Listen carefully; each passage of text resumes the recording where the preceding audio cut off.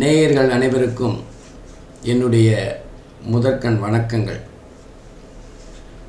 இன்றைக்கி நம்ம குரு வக்ர நிவர்த்தி பலன்கள் எப்படி இருக்கும் அப்படின்னு பார்க்கலாம்.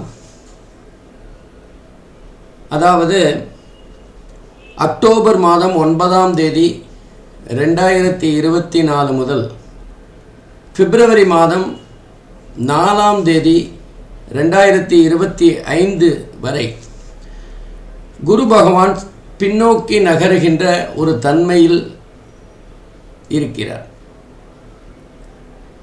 பொதுவாக ராகு கேதுவை தவிர மற்ற கிரகங்கள் எல்லோருமே நேர்கதியில் செல்லுகின்ற ஒரு தன்மையில் தான் இருப்பார்கள்.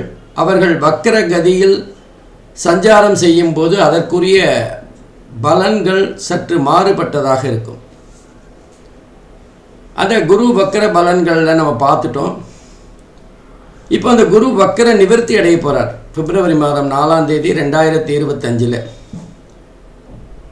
சுமார் 120 நாட்கள் இந்த வக்கர கதியில் குரு பகவான் சஞ்சாரம் செய்தார். இந்த வக்கர நிவர்த்திக்கு பிறகு மே மாதம் 14ஆம் தேதி குரு பகவான் நேர்கதியில், அதாவது ரிஷப ராசியிலேருந்து மிதுன ராசிக்கு பயிற்சியாகிறார். அங்கே ஒரு 6 மாதம். அந்த 6 மாதத்துக்கு அப்புறம் குரு பகவான் அதிசாரமாக மிதுன ராசியிலேருந்து கடக ராசிக்கு போகிறார். அக்டோபர் மாதம் 18ஆம் தேதி என்று அதிசாரமாக கடக ராசியில் போய் கொஞ்சம் 2 மாதம் சஞ்சாரம் செய்ய இருக்கின்றார். இந்த குருவினுடைய மாற்றங்கள் எப்படி இருக்கும்? குறிப்பாக இந்த குரு வக்கர நிவர்த்தி 12 ராசிக்கும் எப்படிப்பட்ட பலாபலன்களை பெறும் அப்படிங்கிறத பார்க்கலாம்.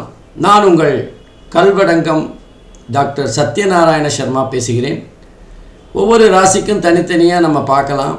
இந்த குரு வக்கர நிவர்த்தி பலன்கள் 12 ராசிக்கும் எந்தெந்த மாதிரியான பலன்களை தரப்போகிறது அப்படின்னு பார்க்கலாம். அன்பிற்கினிய சிம்ம ராசி அன்பர்களே, இன்றைக்கி நம்ம குரு வக்கர நிவர்த்தி பலன் சிம்ம ராசிக்கு எப்படி இருக்கும் அப்படின்னு பார்க்கலாம். கடந்த வருடம் 2024 அக்டோபர் 9ஆம் தேதி முதல் 2025 பிப்ரவரி 4ஆம் தேதி வரை 120 நாட்கள் குரு பகவான் வக்கர கதியில் சஞ்சாரம் செய்தார். இந்த காலகட்டத்தில் சிம்ம ராசி அன்பர்கள் வேலை விஷயமாக சில பிரச்சனைகளை சந்தித்திருப்பார்கள். வேலையில் ஏதாவது குழப்பங்கள் இருந்திருக்கும், வேலையில் ஒரு திருப்தி இல்லாத சூழ்நிலை இருந்திருக்கும், வேலை விஷயமாக ஏதாவது ஒரு வகையில் ஒரு அழுத்தம் இருந்திருக்கும். இப்போ அந்த வக்கர நிவர்த்திக்கு பிறகு அவர்கள் எந்த மாதிரியான பலன்களை பெறுவார்கள் அப்படின்னு பார்க்கலாம். பொதுவாக சிம்மராசினாலே கம்பீரமான தோற்றம்,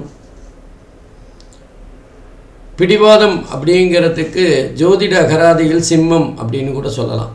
அந்த மாதிரியான ஒரு பிடிவாதம் இருக்கும். முன்வைத்த காலை என்றைக்குமே பின் வைக்க மாட்டார்கள். தன்னுடைய ரசிகர்களுக்காக எதையும் செய்ய துணிந்தவர்கள். நியாயம் அப்படிங்கிறது தான் அவர்களுடைய மிக முக்கியமான குறிக்கோளாக இருக்கும்.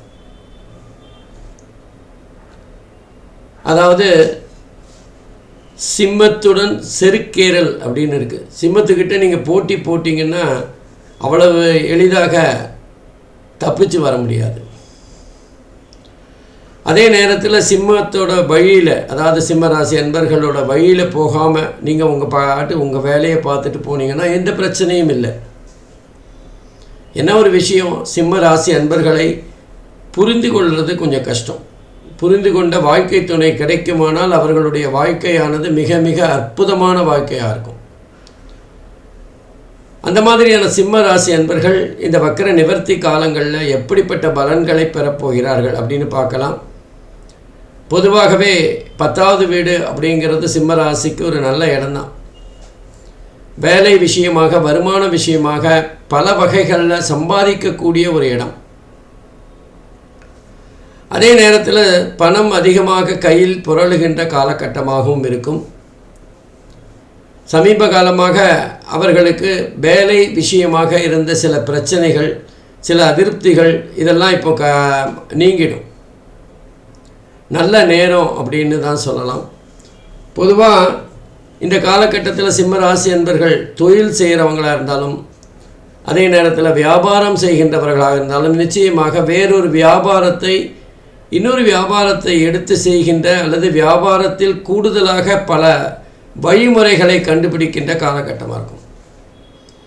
தன்னுடைய வியாபாரத்திற்கு துணை வியாபாரமாக இன்னொரு வியாபாரத்தை எடுத்து நடத்தக்கூடியவர்களாக இருப்பார்கள். ஒரு இடத்துல ரெஸ்டாரண்ட் நடத்தினா இன்னொரு இடத்துலையும் ரெஸ்டாரண்ட் ஆரம்பிக்கின்ற ஒரு சூழ்நிலை அவங்களுக்கு இருக்கும்.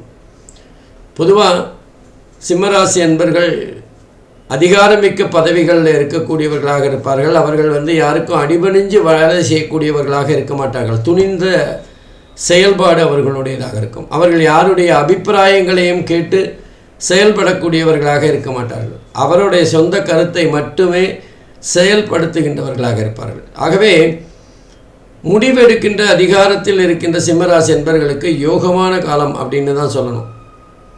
கடந்த காலத்தில் நீங்கள் எடுத்த முடிவுகள் விமர்சனத்துக்குள்ளானாலும் இப்போ அது சம்பந்தமாக உங்களை பாராட்டக்கூடியவர்களும் இருப்பார்கள். தாங்க தப்பு செஞ்சிட்டோம் அப்படின்னு இப்போ உங்ககிட்ட முறையிடுகின்ற ஒரு சூழ்நிலையை பார்க்கலாம். 10வது வீடு அப்படிங்கிறது நம்முடைய வேலை சம்பந்தமான விஷயம், தொழில் சம்பந்தமான விஷயம், வேலை சம்பந்தமான அழுத்தங்கள் இதெல்லாம் பற்றி சொல்லக்கூடிய ஒரு அற்புதமான இடம், ஜீவனஸ்தானம் அப்படின்னு சொல்லலாம். அந்த இடத்துல குரு பகவான் சஞ்சாரம் செய்கிறது வேலை சம்பந்தமான பல முன்னேற்றங்களை தருகின்ற காலகட்டமாக இருக்கும். சில பேருக்கு வேலை சம்பந்தமாக இடமாற்றம் வருகின்ற சூழ்நிலை கூட பார்க்கலாம். வேலையில் அவங்களுக்கு பதவி உயர்வும், அதே நேரத்தில் அவங்க விரும்பிய ஒரு இடத்துக்கு வேலை மாற்றல் செய்யப்படுகின்ற தன்மையும் இருக்கும். பொதுவாக ரிஷபராசியில் குரு பகவான் சஞ்சாரம் செய்கின்ற போது ஓரளவுக்கு நன்மைகளை தருகின்ற இடம்தான். அதுவும் 10வது இடமும் சரி. அதே நேரத்தில் அந்த 10வது இடம் என்பதும் சிம்மராசிக்காரர்களுக்கு கொஞ்சம் யோகமான அதிர்ஷ்டத்தை தருகின்ற இடம்தான். அதனால் நல்ல பலன்கள் அதிகமாக வருகின்ற காலகட்டமாக இருக்கும். இந்த நேரத்தில் அந்த சூரியனுடைய வீரியமும் குருவோட வீரியமும் சேர்ந்து புத்திர பாக்கியங்களை தருகின்ற யோகமான காலமாக இருக்கும். திருமணமாகி ஒரு 3 வருஷம் ஆச்சு, திருமணமே இல்லை, அல்லது ஏதாவது வீரிய குறைபாடுக்காக மருத்துவ சிகிச்சை பெற்றுக்கொண்டிருக்கின்றவர்களுக்கு ஒரு நல்ல செய்தி கிடைக்கின்ற காலகட்டமாக இருக்கும். குழந்தை புத்திர பாக்கியம் ஏற்படுகின்ற காலமாக இருக்கும். அதே நேரத்தில் திருமணம் சம்பந்தமான ஒரு நல்ல செய்தி நிறைய பேருக்கு வரக்கூடிய வாய்ப்புகள் இருக்குது. காதலிக்கின்றவர்கள் மட்டும் கொஞ்சம் கவனமாக இருக்கணும். காதலில் ஏதாவது ஒரு விரிசல் ஏற்படுகின்ற ஒரு சூழ்நிலையும் இருக்கும். அதே நேரத்தில் குடும்பத்தில் ஒரு சந்தோஷமான சூழ்நிலை நிலவும். ஏன்னா சிம்மராசிக்காரர்கள் இதுவரை சொன்ன சில விஷயங்களை இந்த கடந்த வக்கரகதி காலத்தில் மதிக்காமல் இருந்தாங்க. குடும்பமும் சரி, வெளியிலையும் சரி, வீட்லேயும் சரி. இப்போ அவர்களுடைய உண்மையான மதிப்பு தெரிந்தவுடன் அவர்களுடைய செயல்பாடு மிக மிக முக்கியமானதாக கருதப்படும். அதே நேரத்தில் அவங்களுக்கு கடந்த காலத்தில் நம்ம மரியாதை செலுத்தாமல் இருந்துவிட்டோம், கௌரவப்படுத்தாமல் இருந்துவிட்டோம் என்கின்ற குற்ற உணர்ச்சி அதிகமான மதிப்பு மரியாதையை சேர்த்து கொடுக்கும். ஆகவே இந்த வக்கர நிவர்த்தி காலத்தில் குரு பகவானுடைய பார்வையானது சிம்ம ராசியை பொறுத்தவரை 2வது வீடு, 4வது வீடு, 6வது வீடு ஆகிய இடங்களில் வருது. 2ங்கிறது தனஸ்தானம், குடும்பஸ்தானம், வாக்குஸ்தானம். அவர்களுடைய பேச்சுக்கு மதிப்பு இருக்கும், பணம் வரவு அதிகமாக இருக்கும், குடும்பத்தில் சுமூகமான சூழ்நிலை நிலவும். 4வது வீடு வாசல் சம்பந்தப்பட்ட விஷயங்கள், சொத்து வாகனம் சம்பந்தப்பட்ட விஷயங்கள், அதில் நல்ல முன்னேற்றம் பெறுகின்ற காலமாக இருக்கும். 6வது வீடு அப்படிங்கிறது ருணருத்ர ரோகஸ்தானம், அல்லது பகை, நோய், அதே நேரத்தில் ஏதாவது வம்பு வழக்குகளை பற்றி சொல்லுகின்ற இடம். ஆகவே அது சம்பந்தமான நல்ல செய்திகளும், பகைவர்கள் தங்களை உணர்ந்து மன்னிப்பு கேட்கின்ற காலமாக இருக்கும். நோயிலிருந்து விடுபடுகின்ற ஒரு சூழ்நிலையாகவும் இந்த காலம் இருக்கும். ஆகவே சிம்ம ராசி அன்பர்களுக்கு இந்த 120 நாட்கள் கஷ்டப்பட்ட பிறகு இந்த காலகட்டம் என்பது ஒரு அற்புதமான கடலில் தத்தளித்து கொண்டிருக்கின்றவர்களுக்கு ஒரு நல்ல சாய்ந்து கொள்வதற்கு ஒரு திட்டு கிடைத்தது போல, கரை தெரிந்தது போல ஒரு சூழ்நிலை இப்போது நிலவும். மிக அற்புதமான காலகட்டம், நல்லா பயன்படுத்திக்கணும். சிம்மராசி அன்பர்களுக்கு யோகமான காலம். நன்றி, வணக்கம். ஸ்ரீ குபேரன் டிவியை பார்த்தமைக்கு நன்றிகள். மேலும் இது போன்ற தகவல்களை தெரிந்து கொள்ள ஸ்ரீ குபேரன் டிவியை சப்ஸ்கிரைப் செய்யுங்கள். மறக்காமல் பெல் ஐக்கானை கிளிக் செய்யுங்கள்.